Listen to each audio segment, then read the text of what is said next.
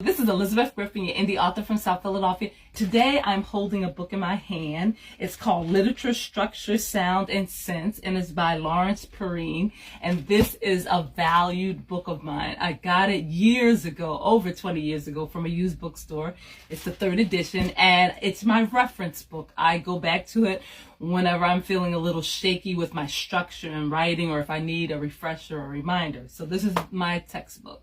So I just want to read from the table of contents just to give you an idea of what's inside of this book. And then if you're interested in borrowing it from the library, definitely do so. So the table of content, it starts with fiction.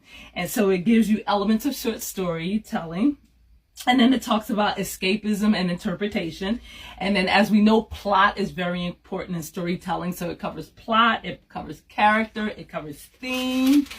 In addition to that, the points of view, because the story can be told from many points of view. It could be the omnipotent, it could be the first person point of view, third person. We've covered that in other videos, and you can look at my backlog of videos to go over structure and those components. In addition to that, symbolism and irony, those are things that are covered in this book, as well as emotion and humor. And anytime you're telling a story, you want to not have it have the same tone. You want to have moments where the reader can exhale or can laugh or chuckle, or just not be intense throughout the whole storytelling. And then there's fantasy, and there is also further short stories in here to give you examples of the different type of short stories that exist. And then it goes to poetry. Yay!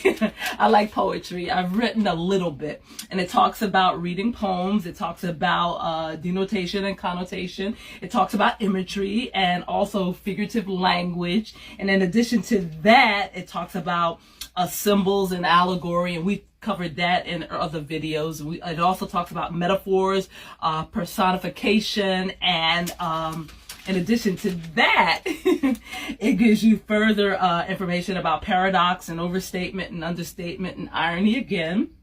And then illusion. I love this book, as I said. It talks about meaning and ideas and tones and musical devices. And in addition to that, rhythm and meter and sound and meaning and patterns. And what I like also is it has short stories, as I said, and also it has plays in the back of the book.